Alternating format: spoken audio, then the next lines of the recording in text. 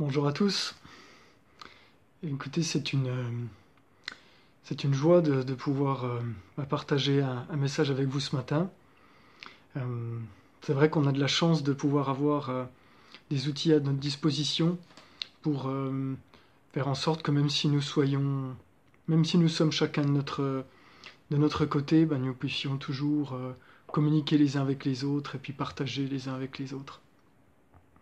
Je voulais remercier particulièrement également Virginie qui essaie de faire en sorte de relayer les messages de tout le monde pour que chacun puisse avoir des nouvelles les uns des autres. Et puis également Meki et Valentin qui ont déjà la semaine dernière et puis la semaine d'avant nous ont adressé des messages. Moi je vous invite aussi dans cette période à continuer, et je vous encourage à continuer à prier pour ceux d'entre nous qui sont dans l'épreuve ou ceux dans leur entourage, et puis également pour la situation actuelle plus généralement. Alors le message que je vous propose ce matin d'aborder ensemble, c'est la foi dans l'épreuve. La foi dans l'épreuve. Alors qu'est-ce que c'est déjà la foi? Alors on va prendre ensemble un texte, enfin un verset plutôt, dans le chapitre 11 de la lettre aux Hébreux. Alors je vais vous lire, alors les versets je vais les lire dans la version second 21, à part un ou deux, mais je préciserai pour cela. Mais sinon la plupart sont dans la traduction second 21. Or la foi, c'est la ferme assurance des choses qu'on espère, la démonstration de celles qu'on ne voit pas. Qu'est-ce que la foi? C'est ça. La foi, c'est la ferme assurance des choses qu'on espère. On parle d'une ferme assurance, pas une assurance, c'est-à-dire une espérance vague ou... Non, c'est plus fort. L'assurance, c'est plus fort qu'une espérance. Et en plus, là, on parle d'une assurance vraiment ferme. Il y a d'autres traductions, là, par exemple, dans la version Summer, ferme assurance est traduit par une façon de posséder ce qu'on espère. Aussi, dans la version de David Martin, il est dit on rend présent les choses qu'on espère. On rend présent les choses qu'on espère. Et Paul explique bien ce concept juste deux versets après, le verset 3. Il dit par la foi, nous comprenons que l'univers a été formé par la parole de Dieu, de sorte que le monde visible n'a pas été fait à partir des choses visibles. Le monde visible n'a pas été fait à partir des choses visibles. C'est très fort parce que on comprend là que les circonstances actuelles sont formées par nos projections passées et que les circonstances futures seront formées par nos projections actuelles. Donc qu'est-ce que la foi? C'est cette assurance, cette confiance dans le fait que ce que l'on projette aujourd'hui sera les circonstances de demain. C'est cette façon de posséder ce qu'on espère. C'est cette façon de rendre présente les choses qu'on espère. Alors maintenant, on a vu qu'est-ce que c'est la foi. Et le thème, c'est la foi dans l'épreuve. Alors qu'est-ce que c'est l'épreuve? Qu'est-ce que c'est ces épreuves? Alors, au sens commun, une épreuve, c'est un événement douloureux, un malheur, ou ça peut être aussi un test qui permet de juger de la valeur de quelque chose. C'est aussi un examen. Et comment on retrouve ces notions-là d'un point de vue biblique? La notion d'événement douloureux, de malheur, on le retrouve avec les termes de tribulation, d'opposition. Mais pour le test qui permet de juger la valeur de quelque chose, on retrouve cette notion-là aussi dans la Bible avec le terme la tentation. Alors parfois, les épreuves, on va le voir dans la Bible, c'est aussi des difficultés qui sont la conséquence d'un péché. Et qui n'en a pas eu des épreuves finalement? Qui n'a pas déjà expérimenté ça? Alors ça peut être d'une simple déconvenue à vraiment de gros problèmes. Qui n'en a pas eu? Et dans la Bible, on a plein d'exemples. On a plein d'exemples d'épreuves. On va en prendre quelques-uns. Par exemple, Abraham. Abraham a eu des tribulations, a eu des épreuves. Il a connu de l'adversité, de l'incertitude. Par exemple, une chose qui a été une incertitude pour lui, c'est que Dieu lui avait fait une promesse, et son aspiration, son espérance, c'était d'avoir un fils. Et pourtant, les circonstances faisaient que c'était pas gagné pour lui. Alors, Paul parle très bien, il y a l'histoire de ça dans la Genèse, mais Paul en parle très bien dans le chapitre 4 de Romains. On va le lire ensemble, les versets 18 à 21. Donc dans le chapitre 4 de Romains.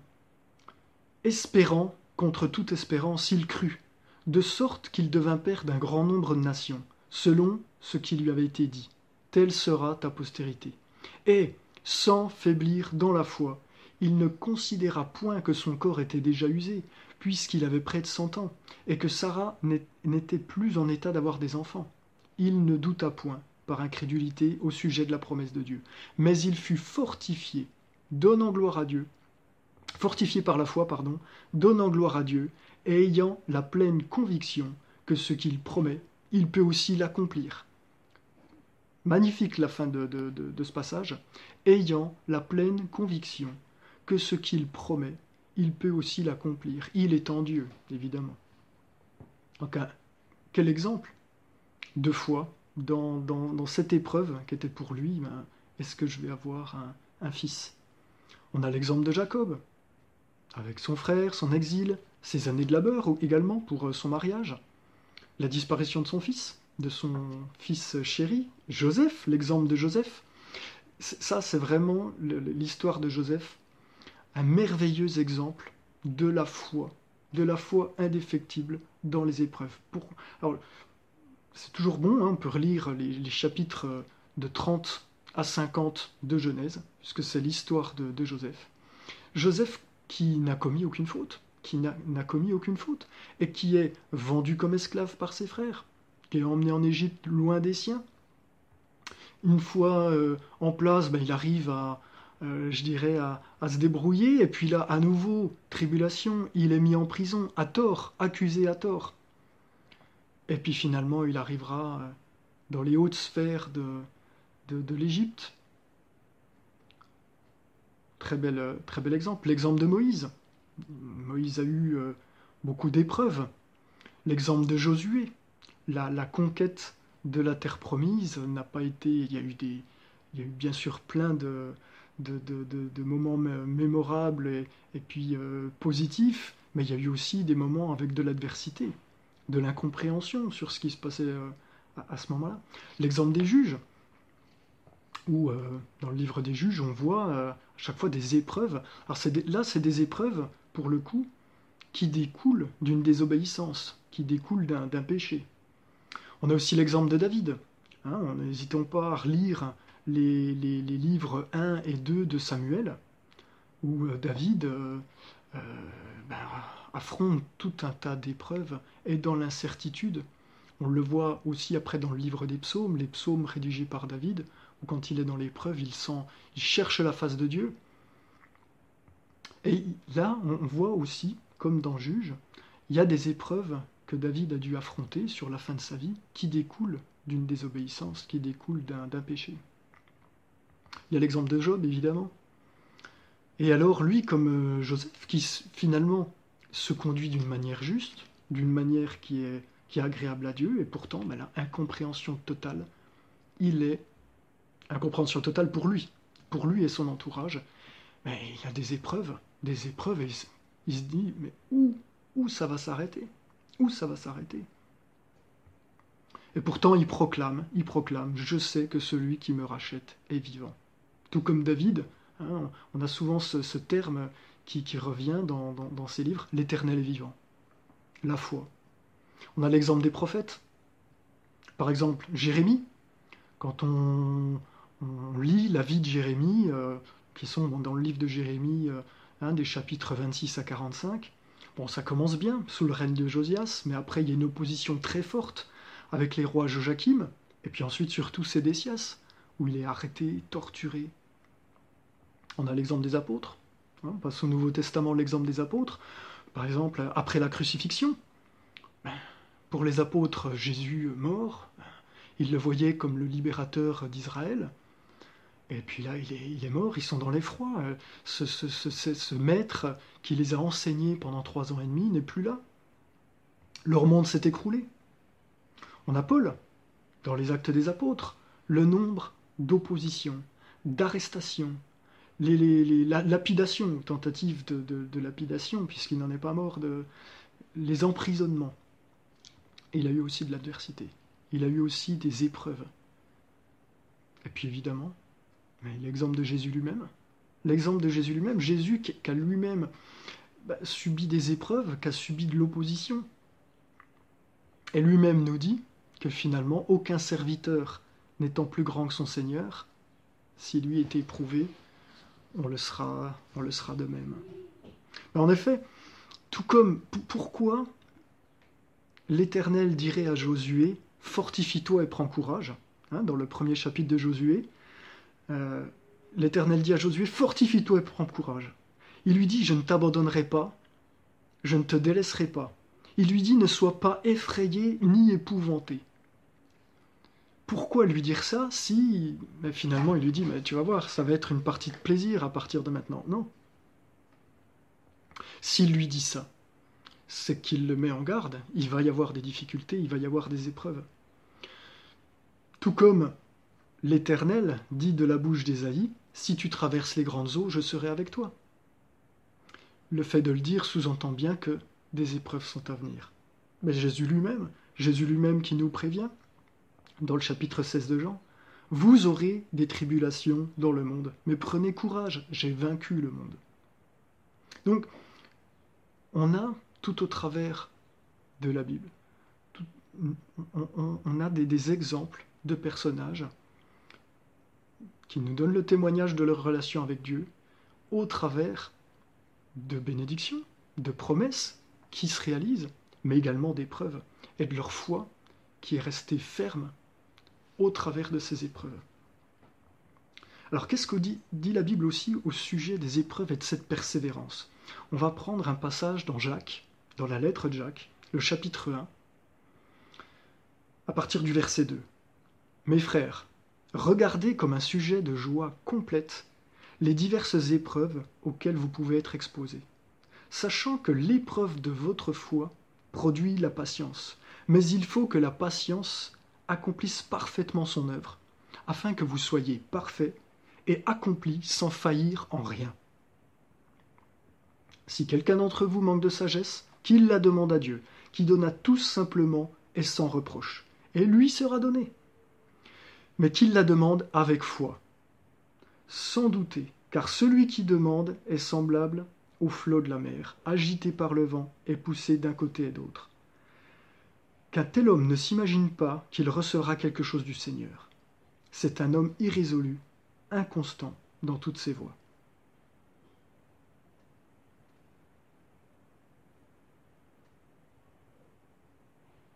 Car celui qui doute est semblable au flot de la mer. J'ai fait une erreur tout à l'heure. Tout est dit. L'épreuve de la foi produit la patience, mais il faut que la patience accomplisse parfaitement son œuvre. Cette épreuve produit de la patience, et cette patience, cette résistance durant l'épreuve, produit une œuvre dans la personne. Un autre passage, intéressant également, dans le chapitre 6 d'Hébreux, à partir du verset 11. Nous désirons que chacun d'entre vous montre le même zèle pour conserver jusqu'à la fin une pleine espérance, de sorte que vous ne vous relâchiez point, et que vous imitiez ceux qui, par la foi et la persévérance, héritent des promesses. Par la foi et ceux qui, par la foi et la persévérance, héritent des promesses. C'est cette foi et cette persévérance dans la foi qui est produite par la patience et qui nous permet d'hériter des promesses. Il n'y a pas de doute dans le fait que Dieu entende les prières et qu'il réponde à la prière du juste, et que quand Dieu promet quelque chose, cette chose est véritable et elle est sûre. Ça, par exemple, on en a l'assurance dans Habakkuk, dans le prophète Habakkuk. le livre du prophète Habakkuk, au chapitre 2, l'Éternel m'adressa la parole, et il dit, « Écris la prophétie, grave-la sur des tables, afin qu'on la lise couramment. Car c'est une prophétie dont le temps est déjà fixé. Quand Dieu dit quelque chose, il sait déjà le temps durant lequel ça va s'accomplir. Elle marche vers son terme, et elle ne mentira pas. Si elle tarde, attends-la, car elle s'accomplira. Si elle tarde, attends-la, car elle s'accomplira. Elle s'accomplira certainement. » Et un peu plus loin, il dit, « Le juste vivra par sa foi. » Le juste vivra par sa foi.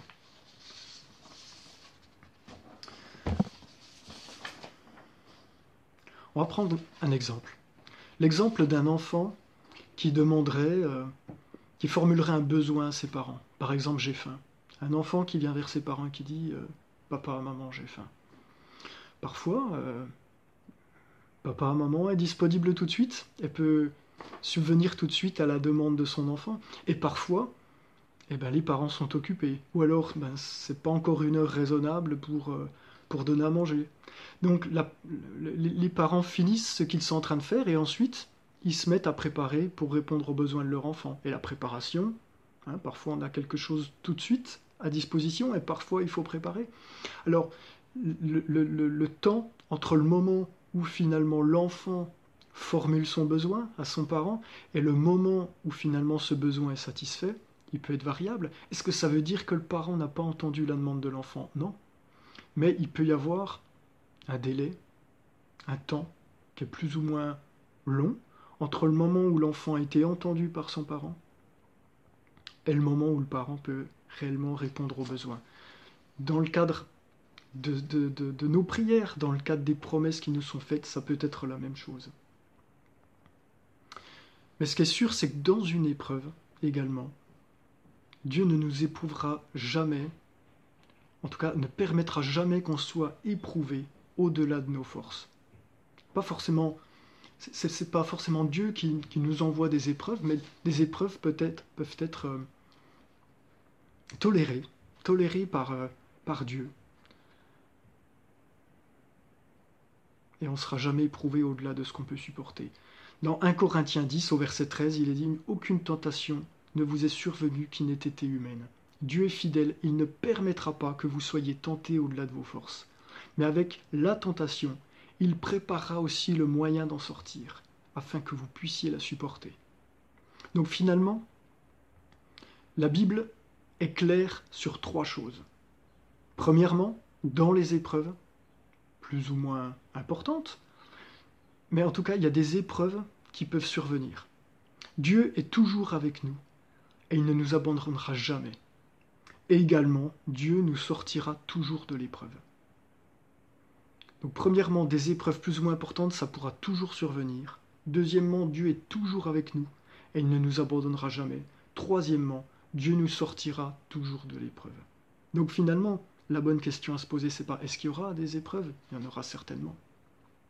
Est-ce que Dieu sera toujours avec nous? Évidemment, il nous le dit, et il est fidèle. Dernièrement, est-ce qu'on va passer au-delà de cette épreuve?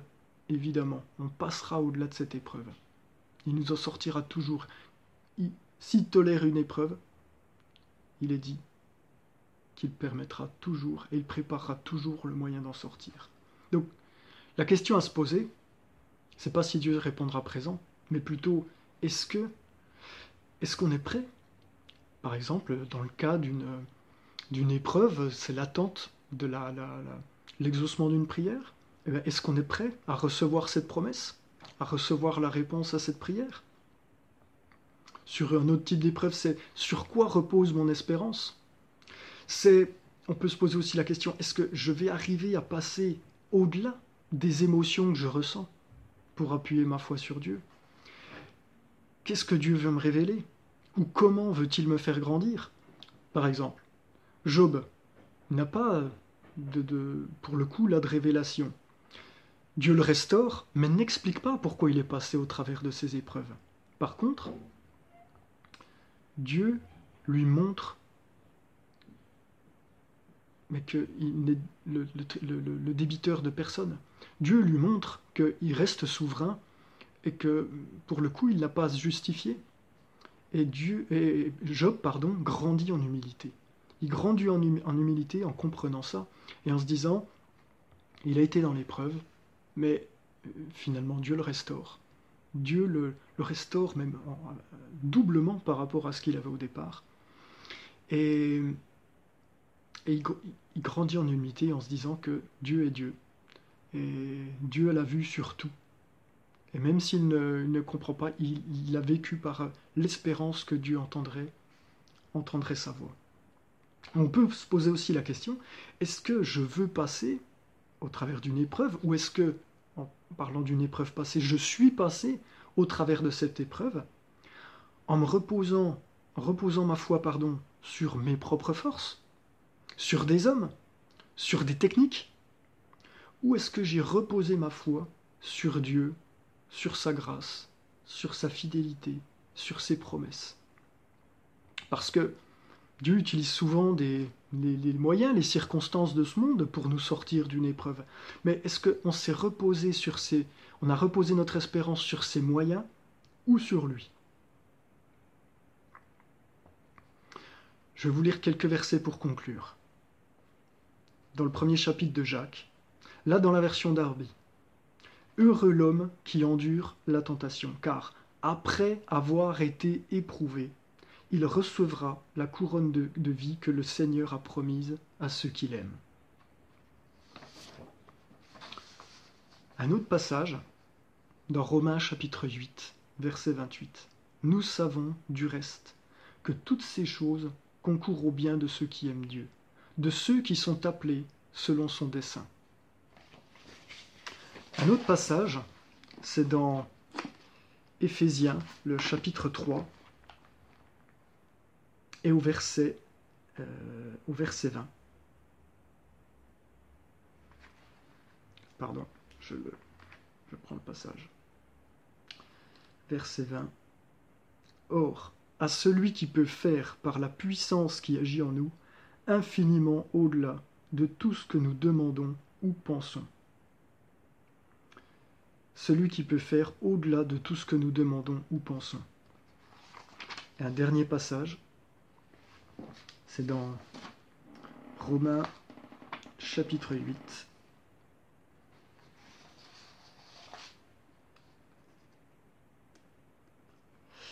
Et c'est le verset 37. Mais dans toutes ces choses, nous sommes plus que vainqueurs par celui qui nous a aimés. J'espère que ces versets vous donneront cette assurance et puis ce questionnement sur là où nous plaçons notre foi.